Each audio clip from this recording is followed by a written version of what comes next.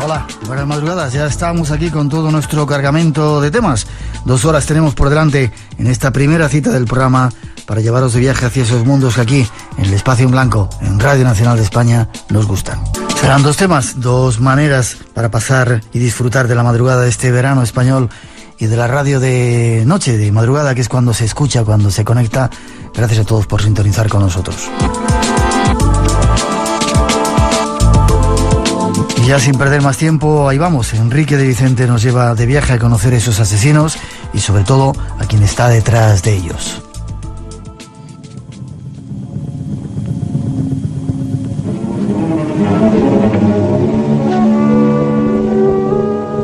¿Qué estás haciendo aquí? Yo le dije a Darlene que le estaba esperando. ¿Todo ha salido bien? Sí, señor. ¿Encontraste a Steve Bridge? Sí, señor. ¿Le mataste? Lo intenté, pero surgió un problema. Seguro que sí.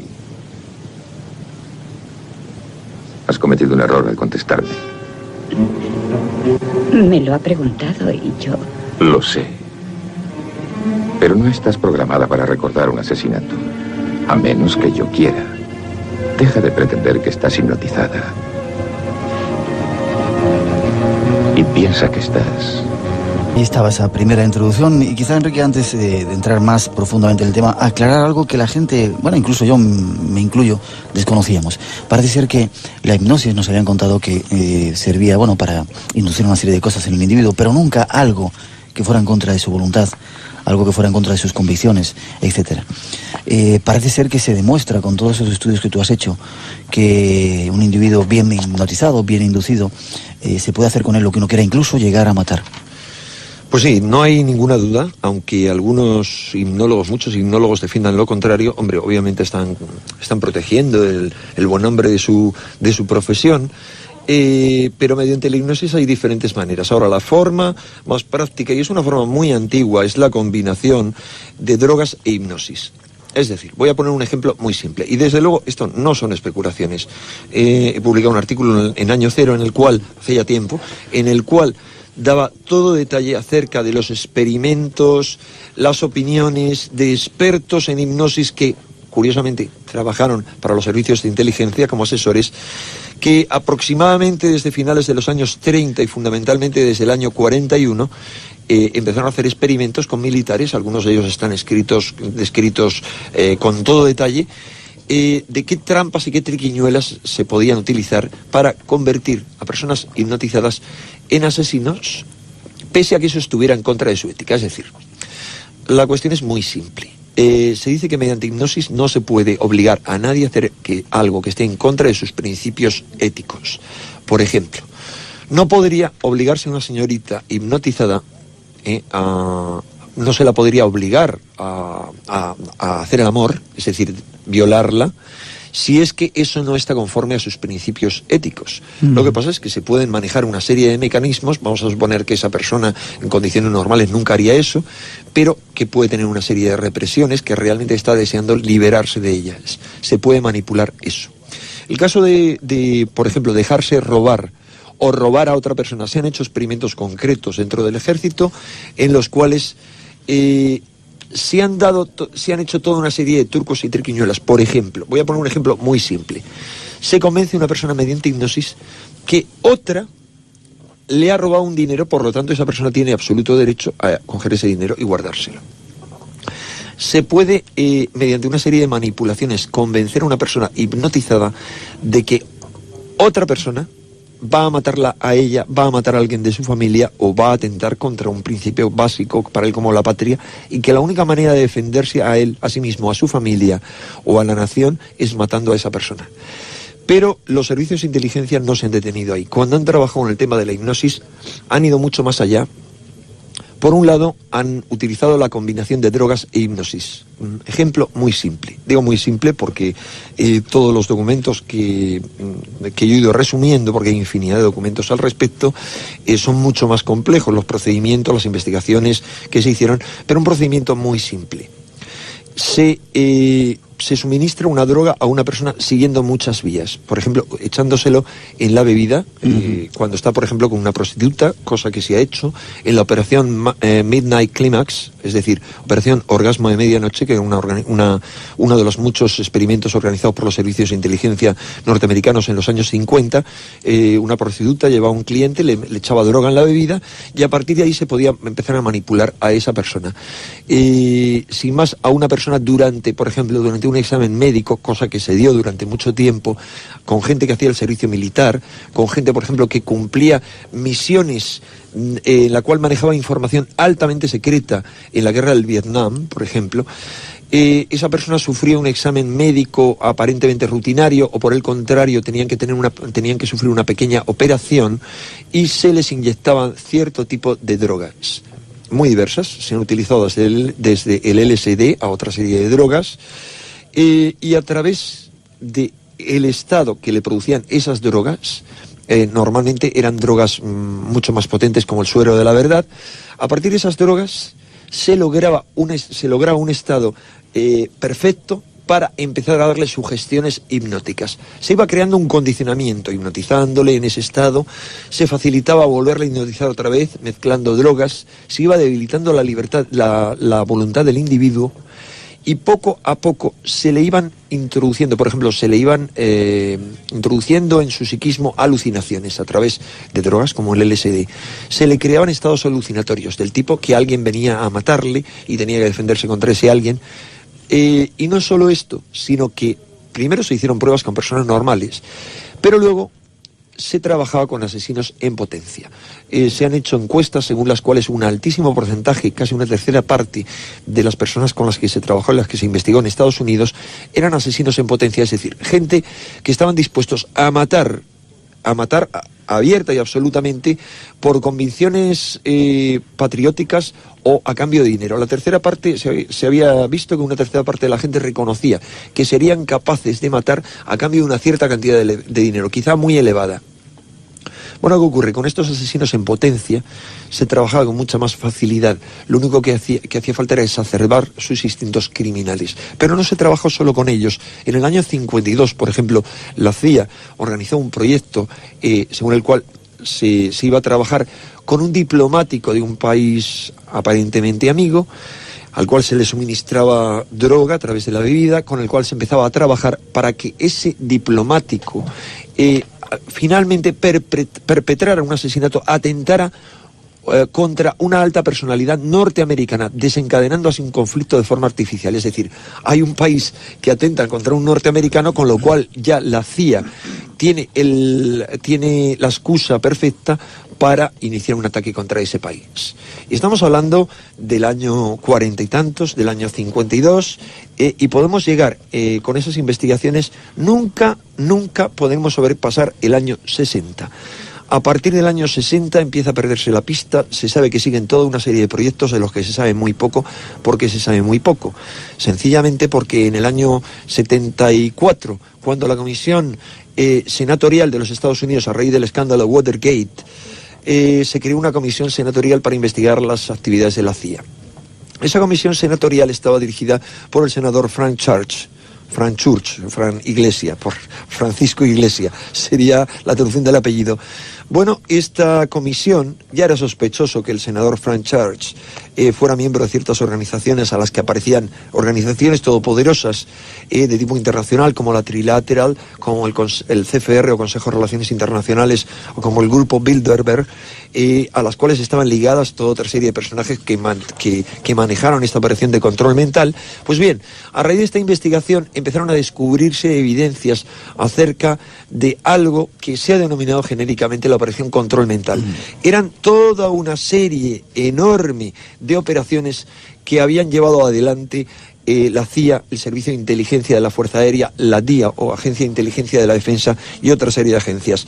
Estos proyectos recibieron nombres como Proyecto Chatter, Proyecto Bluebird o Pájaro Azul, Proyecto Artichoke o Alcachofa, Proyecto MK Naomi, MK Ultra, Midnight Climax, el que hemos dicho antes, Orgasmo de Medianoche, Third Chance o Tercera Oportunidad, Derby Hat, EA 1729, que era el nombre que recibía el LSD en clave para los servicios de inteligencia, MK Chitsuit, MK Often, White Coat o MK Search. Seguramente, Enrique, de eso hablaremos en la tercera parte del programa. Pero todos esos proyectos, te digo, que el problema que hay es que sabemos algo de algunos, pero de la mayoría sabemos muy poco, porque cuando el Senado fue a investigar se encontró con que había sido destruida la documentación. Luego se encontró que había una copia y se encontró la documentación de parte de todo eso, pero parece que siempre hay algo debajo de eso, que parece que dejan el acceso solamente a aquella parte de la información que se debe conocer. El problema es que no sabemos cómo ha evolucionado eso desde el año 60. Y tenemos evidencias, y las vamos a dar esta noche, para pensar que el grado de manipulación que se puede haber conseguido, y no por parte de los americanos solo, sino por parte de otros países fuertes, que no podríamos sospechar, hasta este momento, en más de 30 años de avance científico y tecnológico, ha sido un salto increíble, un salto de gigantes, y que sus efectos a lo mejor pueden estar afectando en este momento a toda la población y tiñendo salvajemente temas como el de los ovnis, con extraños secuestros, en los cuales secuestros por parte de malvados extraterrestres. Qué casualidad, mira, que los extraterrestres, que aparentemente, si es que existen, que yo creo que existen, han estado aquí toda la vida, al lado nuestro, qué casualidad que ahora les da por dedicarse últimamente a manipular el cerebro de la gente a través de las abducciones, a hacer experimentos genéticos, a revolver la mente y controlar el comportamiento. Pues mira qué casualidad, a lo mejor resulta que no son tan extraterrestres.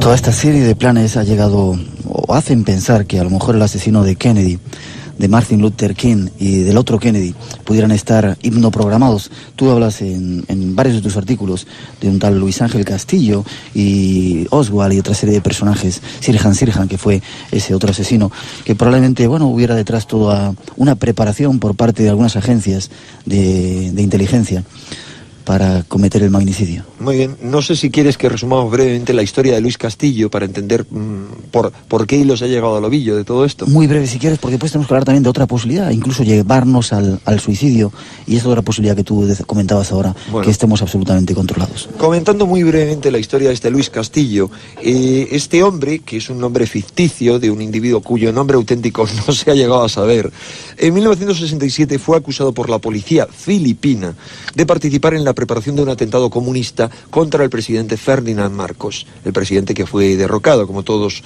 los oyentes saben. Los interrogatorios a los que se llevaron a cabo con este hombre por parte de la policía filipina indicaban que había sido entrenado como espía por los norteamericanos. Fueron interrogatorios largos y complejos, y que después de haber sido entrenado como espía vivió una serie de extrañas aventuras bajo diferentes personalidades que culminaron con su presunta implicación en el atentado contra John Kennedy. Él bajo hipnosis, y también conscientemente, pero bajo hipnosis se logró ampliar, contaba toda una historia de cómo él había estado en Dallas en aquella ocasión, se le había dado un arma, se le había dicho que tenía que disparar contra una persona que él ignoraba quién era, cuando le dieran tal señal, y cómo iba esa persona, y coincidía con lo de Kennedy, y luego él ya la verdad ignoraba si había disparado, si no había disparado. Lo único que sabe es que salía huyendo de allí con un montón de gente que iban subiendo como locos a una camioneta, que iban entrando en marcha en diferentes paradas, y se sabe que esto fue así. Es decir, una cosa es que no sabemos si este Luis Castillo participó en eso o no, pero se sabe que el día del atentado contra Kennedy, efectivamente, al menos había una furgoneta que iba haciendo ese recorrido, cogiendo a gente a toda velocidad, recogiendo de un lado y otro a todos los presuntos tiradores. Se sabe hoy en día que al menos hubo 3 tiradores en 3 ventanas distintas, una de ellas, por supuesto, desde aquella de la que se supone que disparó Lee Harvey Oswald. Lo que no sabemos es si fue Lee Oswald o fue otra persona que estaba ocupando ese puesto de disparo, y Oswald mientras tanto estaba haciendo otra cosa. Pero lo alucinante es que les dejaran escapar, es que había instrucciones concretas de que se dejara escapar a esta gente, igual que dejaron escapar a otra serie de individuos que pillaron en unos vagones. Esto está claramente descrito en la película JFK, en unos vagones que había cerca de unos matorrales, desde los cuales se vio cómo había gente que disparaba contra Kennedy. Huyeron hacia esos vagones, se encontraron una serie de vagabundos que están fotografiados, algunos de ellos, y la policía tranquilamente les dejó escapar. Eso, sumado al hecho de que Lee Harvey Oswald, que fue capturado por la policía en contra de lo que manda la ley, todas las declaraciones que él hizo, todos los interrogatorios a los que se le sometieron no fueron registrados en banda magnetofónica. Ninguno fue registrado. Él negó continuamente que él hubiera disparado. Es más, que se le hubiera acusado de atentar contra el presidente. Solo se le había acusado de disparar contra un policía, Tippit, y él negaba incluso haber matado a Tippit. Bueno, siguiendo con la historia de este Luis Castillo, lo que sabemos es que posteriormente este Castillo, a petición del FBI allí en Filipinas, fue sometido a 40 sesiones de hipnosis, durante las cuales reconoció a algunos personajes que se harían famosos después de ser detenido este Castillo, durante la investigación hecha por el fiscal Jim Garrison, que es en la que está basada la película JFK, sobre el asesinato de Kennedy. Y este Castillo reveló que había sido programado mediante narcohipnosis, es decir, mediante la combinación de drogas e hipnosis, por las personas que le condujeron a Dallas para participar en el atentado. Mediante hipnosis en Filipinas se detectaron en este Luis Castillo 4 personalidades distintas correspondientes a diferentes niveles hipnóticos. Esos niveles hipnóticos le hacían manifestarse el primer nivel. Hacía de él un espía antinorteamericano que actuaba como un agente comunista que había efectivamente participado en un atentado contra el presidente Ferdinand Marcos, y luego pasaba a ser otras personalidades, entre las cuales un agente de la CIA en dificultades. La tercera, él al estar en dificultades intentaba suicidarse, y en la cuarta él quería ser ni más ni menos que el hijo del director y gran promotor de la agencia de inteligencia norteamericana, de la CIA, el hombre que montó toda esta operación y que desarrolló, antes de ser director de la CIA, la operación Control Mental. El hipnólogo que había hipnotizado a este Luis Castillo quedó convencido de que había sido programado para matar al presidente filipino Marcos, para participar en el atentado contra Kennedy y para suicidarse en determinadas circunstancias, cosa que le fue impedida. La policía de Dallas aseguró que no poseía dossier alguno sobre Castillo. Este hombre fue deportado y el FBI dijo que confesó allí en Estados Unidos haber inventado la historia sobre Dallas, es decir, descartó que hubiera participado en el asesinato contra Kennedy. Un tribunal americano le condenó por un robo que había hecho en Estados Unidos, y cuando salió de la cárcel nadie volvió a saber nada más de él. Desapareció de la escena como tantos otros. Algo que incluso él sabía. Estas son algunas de las aparentes cosas que se pueden hacer bajo hipnosis, pero hay todavía más que debemos seguir contándoles esta noche. Nadia Donner no se suicidó. Fue asesinada. Hemos encontrado rastros de barbitúricos en su organismo.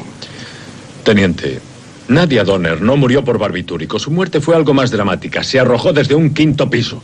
Ella creyó que se lanzaba a una piscina. Usted se lo dijo. Usted la programó. ¿Yo? ¿Tiene pruebas o no? Tengo una llamada telefónica. ¿Qué llamada? Usted la llamó. Lo niego. El agente Hendricks encontró el auricular descolgado cuando descerrajó la puerta. Enhorabuena por el hallazgo. ¿Por qué Nadia Donner se desnudó antes de saltar? Dígamelo usted. ¿Por qué guardó sus alhajas en el zapato? Porque iba a nadar en la piscina. Perdona que le interrumpa. Estaríamos especulando todo el día sobre esa muerte y no llegaríamos a nada. Lo cierto es que no tiene ninguna prueba, ¿no?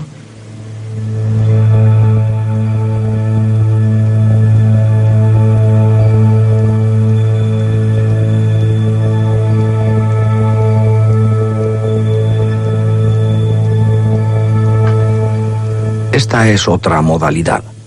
Utilizar las drogas, la hipnosis, para matar a alguien simulando que es un suicidio.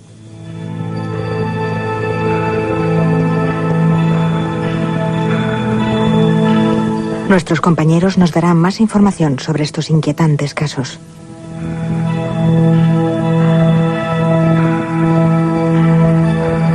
Verdaderamente inquietantes, aunque la introducción era una película de un conocido detective, pero marcaba muy bien lo que pueden llegar a hacer, ¿verdad, Enrique? Quizá el caso de Candy Jones, una persona famosa. ¿Qué ocurría con ella? Bueno, es una historia que he contado con un cierto detalle. Bueno, podríamos decir brevemente, por resumir muchísimo la historia de esta mujer, que esta mujer era una modelo americana y que había luego estado animadora como modelo y como luego directora de la agencia de modelos, animadora de los soldados norteamericanos que habían participado primeramente en la Segunda Guerra Mundial, en el Pacífico, y posteriormente, cuando ella dirigía una agencia de modelos, había dirigido también espectáculos de animación para los soldados norteamericanos con diferentes modelos más jóvenes que participaban en la Guerra de Corea y en la Guerra de Vietnam posteriormente. Bueno, la cuestión es que esta mujer se descubrió que a raíz de que cuando actuaba en los años 40 para los soldados americanos destinados en el Pacífico, fue internada en un hospital porque había sufrido unas enfermedades propias de aquella región, donde conoció a alguien a quien ella oculta bajo el seudónimo de Dr. Jensen. Años después volvió a encontrar a este doctor Jensen en circunstancias un tanto anómalas, coincidencias extrañas, unos robos que había habido y tal, muy sospechosas, y tras volver otra vez a hablar con ella, la propuso que colaborase con la CIA como correo. Es decir, lo que ella venía a hacer era recibir cartas que mandaban de ciertos sitios y ella las tenía que llevar a una determinada dirección. Así la fueron liando y ella participó en una serie de operaciones como correo durante la guerra de Corea y del Vietnam, y no se descubrió el pastel que había detrás de todo esto hasta que en 1972 se casó con un conocido presentador de la radio norteamericana, Long John Neville, que era pues algo así como, vamos a decir, una mezcla de un Miguel Blanco y un Andrés Avedasturi, que bueno, tocaba un poco todos los temas, pero en parte los temas paranormales también por la noche, y que pues sabía algo de todos esos temas y sabía algo de hipnosis, sabía cómo hipnotizar. Entonces, cuando se casó con él, su extraño comportamiento nocturno alarmó a este hombre, a su marido, que se propuso ayudarla a vencer su insomnio hipnotizándola. Al hipnotizarla, poco a poco fue descubriendo una serie de cosas extrañas. Al cabo de un tiempo comprobó que este doctor Jensen, este doctor militar, había hipnotizado a Candy valiéndose de drogas, digamos, inyectando las drogas y luego manipulándola. Había utilizado un trauma natal y un desdoblamiento de personalidad que había tenido cuando niña para programar esa segunda personalidad suya y convertirla en una espía perfecta, terrible, implacable y en un auténtico esclavo a las órdenes de este doctor y otros hipnotizadores. El médico desarrolló en ella esa doble personalidad que ponía en funcionamiento cada vez que Candy Jones viajaba al sudeste asiático, transportando en el fondo de su inconsciente mensajes que solo podía revelar a quien poseyese la clave. Es decir, se le hipnotizaba, se le daban mensajes y solo quien poseía la clave podía sacar esos mensajes. No había manera, aunque cayese en manos enemigas como ocurrió, de sacarla esos mensajes. Jensen incluso había programado hábilmente el suicidio de Candy Jones en previsión de que pudiese descubrirse lo sucedido. El marido detectó cómo la llamaba por teléfono y le decía una cierta frase que a ella la obligaba exactamente a esto que se describe en la película, a ir a la terraza de su casa y a tirarse al vacío pensando que se estaba lanzando a una piscina, cosa que el marido pudo impedir y pudo reprogramarla. Bueno, lo más alucinante de todo esto es que hay evidencias de que la misma persona que programó a Candy Jones, según un abogado que investigó todo esto, fue la persona que programó a los asesinos de John Kennedy, de su hermano Robert Kennedy, de Martin Luther King, que eran Lee Harvey Oswald, Ray y Sirhan Sirhan. Esta es una historia de la que podemos seguir hablando en nuestra próxima hora. Seguramente. Curioso que incluso a través de las drogas y de la hipnosis puedan inducir o obligar a un ser humano incluso al suicidio.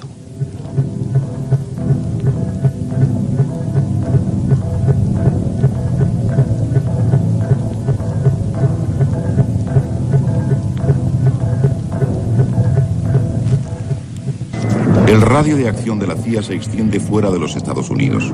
En 1984, un grupo de canadienses demandó al gobierno norteamericano por las experiencias realizadas con los enfermos psiquiátricos del Hospital Allen Memorial Institute de Montreal. El abogado Joseph Rau, un líder de los derechos civiles en su país, amigo personal de los asesinados Robert Kennedy y Martin Luther King, ha sido el encargado de presentar la demanda al gobierno. En ella se habla del proyecto número 68 del programa MK Ultra. Y al cabo de 8 días saltó por la ventana de un 10º piso. La CIA ocultó las causas del suicidio, pero 23 años después, la familia fue indemnizada con cerca de $1 millón. Eso que mientras las dos anteriores introducciones eran de ficción, esta era una información real que de alguna forma delataba o denunciaba algunas experiencias que ha realizado la CIA, tanto en Estados Unidos como en Canadá. Pruebas, Enrique, como escuchábamos, ese proyecto 68 del proyecto MK Ultra, pruebas se habían hecho en cárceles, en hospitales con enfermos psiquiátricos para ver cómo se podía controlar su voluntad, e incluso con personas normales poniendo LSD en algunas bebidas que luego les inducían a la muerte, e incluso alguien comenta, Enrique, que han llegado a poner en algunos lugares para estudiar el comportamiento de la población en el agua, en los depósitos de agua de las ciudades, también algunas drogas, como el LSD y otras. Pues sí, todos estos experimentos, comenzando por el experimento al que se hace referencia en Montreal, en el Centro de Rehabilitación para Drogadictos del Instituto Médico Nacional en Lexington, en Kentucky, y en otros muchos sitios, han sido suficientemente documentadas en los 3 artículos que sobre el tema he escrito para la revista Año Cero. Es más, ahí hemos dado fotografías del doctor Cameron, que era el que dirigía este centro de Montreal, y de algunas de sus víctimas. Y bueno, la realidad es absolutamente apabullante. Te hacía referencia anteriormente que a raíz de la comisión de encuesta del Senado norteamericano dirigida por el senador Frank Church a raíz del escándalo Watergate, se habían encontrado las pistas acerca de este proyecto. Se había dicho que habían desaparecido. Y bueno, la gente se queda un poco en blanco. Hizo falta el acoso de un equipo de periodistas salvajes que actuaron realmente a fondo, con verdadero afán de investigar, pertenecientes a la redacción del New York Times, para que finalmente llegasen a tener acceso a cerca de 7.000 documentos relacionados con este asunto, gracias a la Ley de Libertad de Información que se acababa de promulgar recientemente y que permitía el acceso a documentos secretos que habían sido ya desclasificados. El impacto de tales documentos en la opinión pública norteamericana fue brutal, y el director por aquel entonces, el año 75, de la CIA, el almirante Stanfield Turner, se vio obligado a declarar ante el Congreso. Se supo de esta manera oficialmente que la Agencia Central de Inteligencia norteamericana había desarrollado un proyecto de experimentación sobre el control del comportamiento humano con el auxilio de drogas, de tratamientos hipnóticos, con la estimulación electrónica del cerebro, con ultrasonidos, infrasonidos, microondas, aislamiento sensorial y otros muchos procedimientos de manipulación mental. Estos procedimientos fueron administrados a muchas personas, a miles de personas, en penitenciarías, en hospitales militares y en clínicas privadas. Los campos de investigación que se utilizaron mediante estas técnicas incluían la pérdida de memoria, la creación de dependencias, la alteración de la conducta sexual, las diversas formas de sugestión, las aplicaciones al espionaje y al contraespionaje, la percepción extrasensorial y otras muchas aplicaciones. Este programa costó, según la documentación que se encontró, y insisto, esto es solo una parte de la verdad, $25 millones. La existencia de este programa logró mantenerse en el mayor secreto mediante una descentralización que impedía a los participantes en el mismo conocer la existencia de otras investigaciones paralelas. Es decir, solo había un personaje central, que era el tercer presidente de la CIA a partir del año 53, nombrado por el general Eisenhower, que era Allen Dulles, cuyo hermano John Foster Dulles era el secretario de Defensa. Son dos personajes de los cuales, para hablar de su vida, habría que hacer solo un programa de trascendencia increíble en la historia de nuestro siglo, y creadores, o parte de los creadores, de la gran red de poder y por supuesto en ello está incluido el narcotráfico. El narcotráfico es ya el gran negocio de este siglo, y ellos, como otros amiguetes suyos, anduvieron implicados en todo ese asunto. En el seno de este proyecto de control mental se realizaron un mínimo de 150 experimentos diferentes, realizados por 185 científicos, entre los cuales se cuenta un famoso científico español que no tenía ni idea, uno de los más prestigiosos, él ha reconocido no tener ni idea que sus experimentos muy inocentes estaban siendo financiados por agencias de inteligencia, y en 44 universidades se realizaron estos experimentos e institutos científicos, en 15 fundaciones y laboratorios, en 12 hospitales y en 3 prisiones. Tomando a la Oficina Federal de Narcóticos como cobertura, o sea, una auténtica, una auténtica barbaridad. Resulta que la Oficina Federal de Narcóticos era la oficina creada para reprimir el uso de las drogas, pues la utilizaban como cobertura. y la CIA así logró crear organizaciones que utilizaba para financiar sus proyectos, como el Instituto de Ingeniería Científica o la Sociedad para la Investigación de la Ecología Humana. Hubo también organizaciones privadas que aportaron fondos para el proyecto, como el Fondo G-Sister para la Investigación Médica o la Fundación Josias Massey. ¿Por qué instituciones privadas como estas aportaban dinero para este asunto? Pues por una razón muy simple. Estamos hablando de la CIA, y la CIA ya ha quedado bastante olvidada, pero si vamos al origen de la CIA, tú habías hecho al principio alusión a que la CIA salía de la OSS, la Oficina Científica de Inteligencia, que fue la predecesora de la CIA durante la Segunda Guerra Mundial. El general Jim Donovan, o llamado también el salvaje Donovan, que fue el creador de esta agencia y que empezó a investigar la utilización de drogas y otras cosas similares, había salido como parte de su gente de centros de inteligencia privados. Antes de existir la CIA o nada similar, existían organizaciones de inteligencia privadas, en concreto la organización de los Rockefeller. Sabemos que son grandes banqueros, de ahí habían salido todos estos hombres. Organizaciones como esta, y no estoy señalando solo a esta organización, sino a otras muchas, son las que están detrás de todo esto. Es decir, hay organizaciones privadas que a su vez mueven a las agencias de inteligencia, que a su vez mueven a otros grupos que financian a su vez estas investigaciones, de tal manera que no hay forma de encontrar el ovillo central. A veces sí, a veces siguiendo el hilo cuidadosamente se llega al ovillo. La cuestión es que el doctor Sidney Gottlieb, director del proyecto MK-Ultra, que era el último proyecto de la operación Control Mental, se vio obligado a declarar ante el Senado y allí reconoció haber destruido los 152 informes de este programa del MK-Ultra a sugerencia del director de la CIA que siguió de inmediato al Watergate, Richard Helms, poco antes de que ambos presentasen su dimisión. ¿Y por qué destruyó esto? ¿Cuál fue la justificación que dio? Lo que declaró ante el comité Church es que lo hicieron para no perjudicar la reputación de los científicos que, sin pertenecer a la CIA, habían participado en esta operación, ignorando que al destruirlos infringían un reglamento de la inteligencia, de la agencia de inteligencia. Es decir, habían infringido todas las leyes y pese a ello nadie dijo absolutamente nada. Todo quedó olvidado, hicieron la promesa de que nunca más iban a hacer investigaciones por el estilo, pero vaya si la siguieron haciendo. El problema es que no eran ya las investigaciones que ellos hacían. Estamos hablando del año 75-76. El problema es que ya mucho antes, en los años 60, no hay ninguna duda de que otros grupos privados íntimamente relacionados con las agencias de inteligencia estaban utilizando los resultados de estas investigaciones y que fueron utilizados en los años 60, entre otras cosas, para manipular a los asesinos de John Kennedy, de Robert Kennedy y de Martin Luther King. Y de eso hay evidencias aplastantes.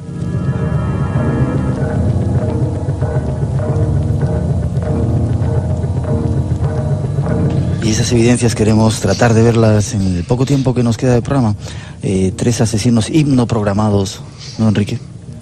Pues sí, al menos a juicio de muchos expertos de gran prestigio. Las evidencias según las cuales los asesinos de estos 3 personajes, célebres personajes históricos, podrían formar parte de una conspiración, que fueron muchas las reunidas por investigadores que no pensaban en hipnosis para nada, alarmaron al doctor Byrne, que era un conocido especialista, psiquiatra y especialista en hipnosis. En 1968, a raíz de los 2 últimos asesinatos, este doctor Byrne decidió consultar a los principales hipnólogos americanos si consideraban posible programar hipnóticamente a un individuo para matar a alguien. Esa pregunta que nos hacíamos al principio. La mayoría de los hipnólogos norteamericanos respondió que sí, que era posible programar a alguien hipnóticamente, y añadieron que una adecuada sugestión poshipnótica impediría a ese personaje programado para matar recordar lo sucedido. Si examinamos las extrañas circunstancias que rodearon a los 3 asesinatos de los 2 hermanos Kennedy y de Martin Luther King, comprenderemos que el doctor Byrne no estaba desencaminado, aunque probablemente la hipnosis sirvió no para programar a unos asesinos, sino más bien para crear chivos expiatorios que encubrieran a los verdaderos criminales. Esta es la historia. Cuando investigamos la historia de Lee Harvey Oswald, por ejemplo, la investigación del fiscal Garrison nos vale. Yo me he leído como 20 libros sobre el tema, la mayoría de ellos no han salido todavía en castellano, y de verdad es alarmante lo que ahí se descubre. Pero vamos a hablar del libro Tras la pista de los asesinos, que está publicado en castellano, y en el cual está basado la película JFK de Oliver Stone. Cuando empezamos a ver las evidencias que hay, está claro que Lee Harvey Oswald era un personaje muy confuso, pero que había sido reclutado como marine y que en esa etapa, como marine, recibió clases de ruso de forma extraña. No se sabía por qué un marine tenía que aprobar un examen de ruso. De repente deja el servicio militar y rápidamente emigra a la Unión Soviética. Consigue muy rápido emigrar a la Unión Soviética en un momento de Guerra Fría que nadie entiende cómo le dieron el permiso. Allí se casa con la hija de con la sobrina de un militar ruso, Marina Oswald. Y desarrolla una serie de actividades aparentemente promarxistas, tanto ahí como, sobre todo luego, vuelve a Estados Unidos sin problemas, es decir, un individuo casado con la sobrina de un alto militar soviético que es un promarxista decidido, no le crea ningún problema para entrar a Estados Unidos. En Estados Unidos desarrolla actividades procastristas de forma muy extraña. Esas actividades procastristas y él mismo, según se descubre en la película y en la investigación, están directamente ligadas a los servicios de inteligencia y este personaje finalmente es el implicado en el asesinato de Oswald. Bueno, hay infinitas evidencias que demuestran que todo estaba perfectamente programado, que era un individuo cuya historia había sido trazada previamente por alguna inteligencia superior, para que apareciesen como culpables o bien los soviéticos o bien los castristas. La cuestión es que al ser asesinado por el gángster Jack Ruby, el Oswald, el asesino de Kennedy, no tuvo oportunidad de defenderse en un juicio. Inconcebiblemente, como te he dicho antes, sus declaraciones a la policía no habían sido grabadas, como era preceptivo por la ley. El hecho de que la mayoría de las evidencias claves del supuesto asesinato de Kennedy, desaparecieran o fueran trucadas, y otras muchas circunstancias confusas que rodearon al atentado, elevan a acusación la sospecha de que todo estaba planificado para presentar a Oswald como un psicópata que había actuado de forma aislada. Cuando investigamos la vida de Jack Ruby, que atentó contra él, y descubrimos que Jack Ruby conocía previamente a Oswald, que Jack Ruby, que era un individuo, era un gángster, y actuaba movido por toda otra serie de gente, que Jack Ruby se había puesto en contacto con un individuo, tenía mucha relación con un individuo que aparece en la película como un homosexual, con una pinta muy extravagante, y que era un reputado experto en hipnosis. Cuando la policía llegó tras una denuncia que puso el fiscal Garrison con evidencias aplastantes de que había estado ligado a la conspiración en Nueva Orleans, cuando llegaron a su apartamento encontraron un montón de libros de hipnosis. Bien, la cuestión es que cuando quisieron interrogarle, como había sido publicado esto antes por la prensa, se encontraron con que este individuo, David Ferry, al que muchos expertos suponen que había hipnotizado a Oswald, y hay evidencias de ello, hay muchos testigos que dijeron cómo sabían que le había hipnotizado, incluso en público, y te voy a decir dónde le hipnotizó por primera vez: en el Club Carrusel, que era un club privado que pertenecía a Jack Ruby, al que luego iba a matar a Oswald. Es decir, todos estaban pringados hasta el final, desde mucho antes del atentado. Bien, cuando la policía fue a interrogarle, de repente encontraron que había muerto. Decían que había muerto por accidente, dieron toda una serie de lucubraciones. Finalmente ocurre que después de decir que le había dado un infarto de miocardio, descubrieron que no, que había tenido una caída y se había partido la columna vertebral. Bueno, los expertos que consideraron las evidencias de la autopsia dijeron que no había ninguna duda que había podido ser asesinado mediante un golpe de karate en ese sitio. Curiosamente, la misma forma en la que murieron muchos otros testigos claves que podrían haber dado información reveladora sobre Jack Ruby. Ahí hay una conspiración, eso es claro para todo el mundo. Lo más interesante es que David Ferry, que podía haber hipnotizado a Oswald, era un experto en hipnosis y estaba ligado directamente a toda esa conspiración. No solo eso, sino que aparecía íntimamente ligado a otros personajes que estaban luego relacionados con el atentado contra Robert Kennedy y contra Martin Luther King.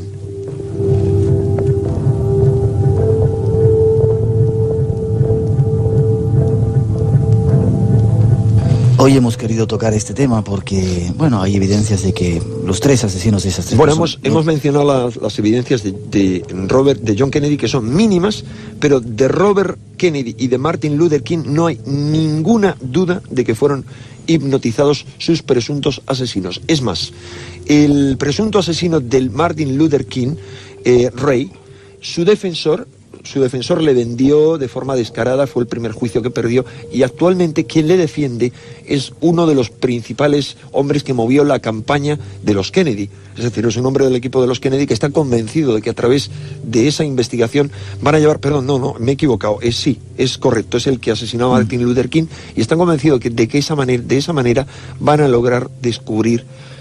Ellos ya saben quién mató y por qué mataron a los hermanos Kennedy, pero todo forma parte de un mismo plan, de un mismo complot, de un golpe de Estado encubierto en Estados Unidos. A fin de cuentas, los hermanos Kennedy trataron de dar un golpe de Estado contra la criptocracia. Había un gobierno oculto, todo debía regirse por unas determinadas normas, y ellos quisieron romper la baraja y crear una dinastía, un verdadero imperio, y derrocar a toda esta criptografía. A fin de cuentas era una guerra, una lucha salvaje entre grupos, y un grupo logró derrotar al otro. Una guerra y una lucha que a lo mejor tiene sus tentáculos en nuestros días, y a lo mejor no solamente han controlado a sus asesinos... En nuestros días y en el pasado.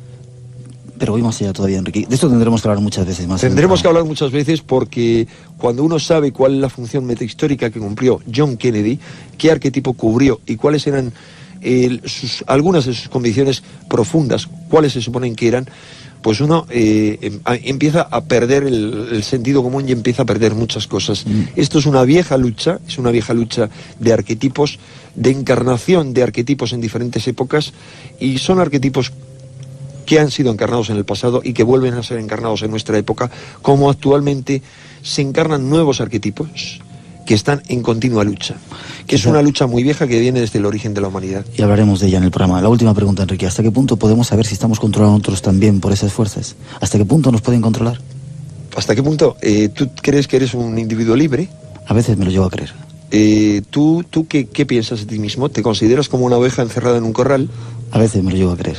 Bueno, el problema que hay es que la mayoría no tenemos conciencia de que somos ovejas encerradas en el corral, porque nos han programado, no desde la infancia, sino genéticamente desde muy antiguo, para que seamos ovejas tranquilas, pacíficas, que asumimos nuestro papel y que estamos convencidas de que, bueno, hay una oveja que hace de rey, hay otra que hace de mendigo, hay otra que hace de policía, otra de militar y otra de objetor de conciencia.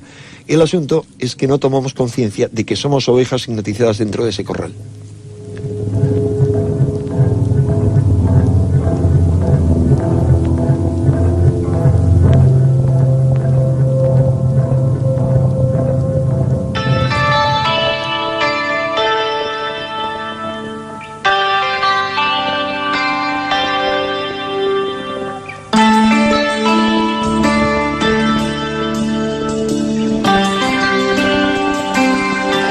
Seguramente, Enrique, con el programa de hoy hemos creado más dudas que aclaraciones. Yo creo que demasiadas dudas, porque te estaba diciendo en broma que espero que no se vayan a pensar nuestros oyentes que yo pretendo que a todos nos han hipnotizado. No, me estoy refiriendo a algo más profundo. Hemos estado hablando de meras anécdotas, de meros hechos históricos que a fin de cuentas están muy lejanos de la vida de la gente.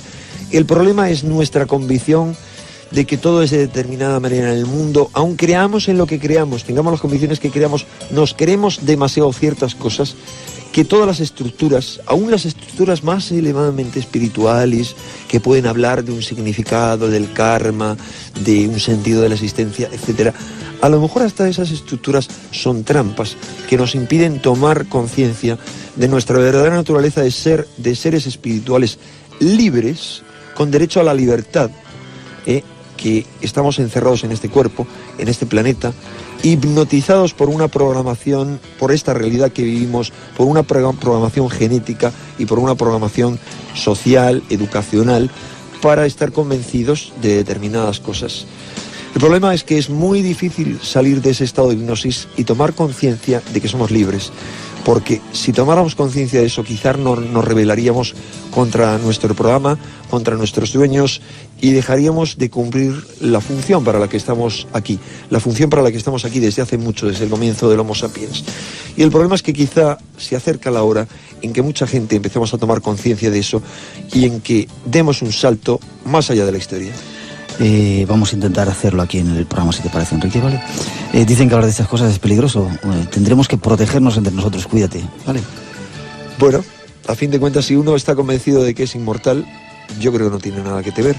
El problema es creernos eso, que a lo mejor es mucho más verdad, yo estoy convencido que es mucho más verdad que todas las tonterías en las que nos han educado. La verdad, decía San Juan, os hará libres. Yo diría algo más. La fuerza del espíritu y la fuerza del amor y la fuerza del conocimiento nos hará libres. El amor y el conocimiento es lo único que nos llevamos al más allá, según han descrito los que han tenido experiencias al borde de la muerte. Yo diría, y lo que han descrito los místicos, yo diría que es una experiencia rescatable. Cuando uno está convencido y cuando uno despierta el espíritu dentro de sí, uno ya no tiene miedo de nada. Gracias, Enrique de Vicente, nuestro compañero director de la revista Año Cero. También nos volvemos a encontrar, ¿vale? Hasta siempre. Gracias.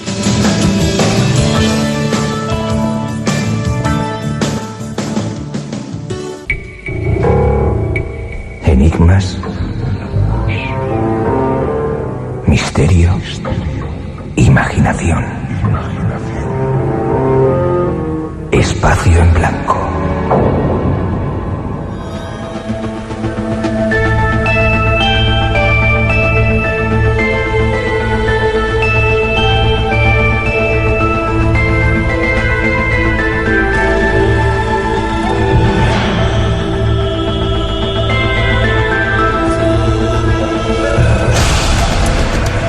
Extraña historia la que nos contaba Enrique de Vicente, y lo malo, lo curioso es que al final es verdad toda esa serie de cosas. Cuánta cantidad de controles.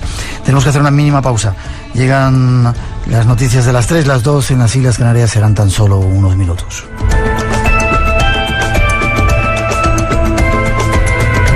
Pues regresamos a la sintonía de Radio Nacional de España, aquí en la Casa de la Radio, en estos especiales Espacio en Blanco de verano.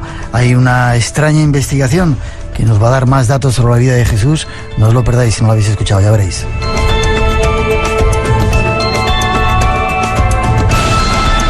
Ya veréis que será revelador. Llegarán noticias y no olvidéis mañana nuestra cita de 2 a 4, de 1 a 3 en las Islas Canarias, con 2 nuevas apasionantes horas aquí en el Espacio en Blanco. Enseguida regresamos, no os vayáis.